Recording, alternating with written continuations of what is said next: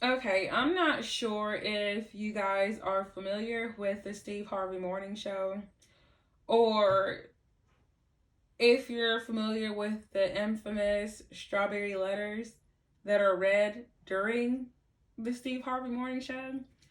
Honestly, I haven't listened to that radio station or any radio station in a while. Like, usually I'm listening to like Apple Music or Pandora, the comedy station, and that's just it. Or I'm not listening to anything at all. But for a couple of days last week, I was just driving to work and I had the radio on. It just happened to be on 101.1, and I wasn't listening, but it was just on. It was like just my focus wasn't on that. My mind was somewhere else.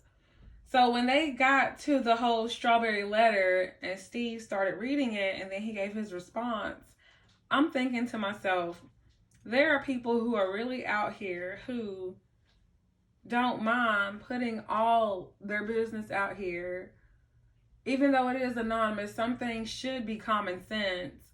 And sometimes you don't really need anyone else's opinion. Sometimes all you have to do is really just sit back and think for yourself. So I'm going to give you a little example of how crazy that letter was and how even crazier Steve Harvey's response was to that letter. And the whole time I'm thinking, wow, wow. And before I get into it, it's like, no matter how messed up your life may seem, when you hear those strawberry letters, you're like, at least my life is not that messed up. At least I'm not having to deal with that. Like, I may be going through a lot right now. I may have to deal with this, and that, but it's not to that extreme. So the letter went something along like this. The woman was like, I married the man of my dreams. He's my king. But he had some girl come to my house and tell me in areas I need to improve in order to be a better wife to my husband. And to get him back, I showed all his friends a video of him not performing to the best of his abilities, if you know what I mean. And her question was to Steve Harvey was, do you think this marriage is going to work? Do you think that we can make it through? Now, I'm going to tell you what I would have said. I would have been like off the jump.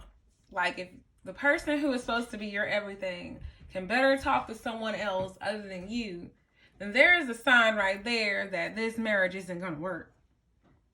And then instead of you being able to talk back to the person who you say is the one who you want to be with, instead of you talking to him, you think, oh, I'm going to get revenge. I'm finna show all his friends this, and now he's the laughing stock of his friends.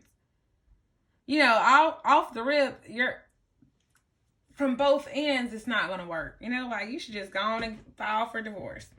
So, Steve's response was, it was crazy.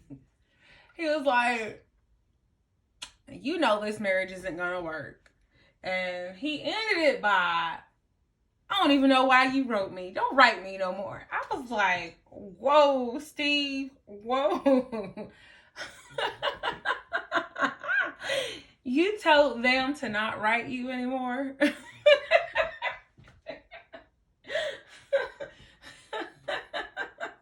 Like, as that letter was crazy.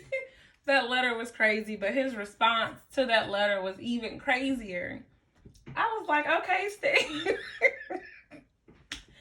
I know not to come at you with a question I should already know the answer to. I was rolling. And then I forgot what was the next day, how crazy that other strawberry letter was. But that one, when he told him, don't even write to me no more, that had me rolling.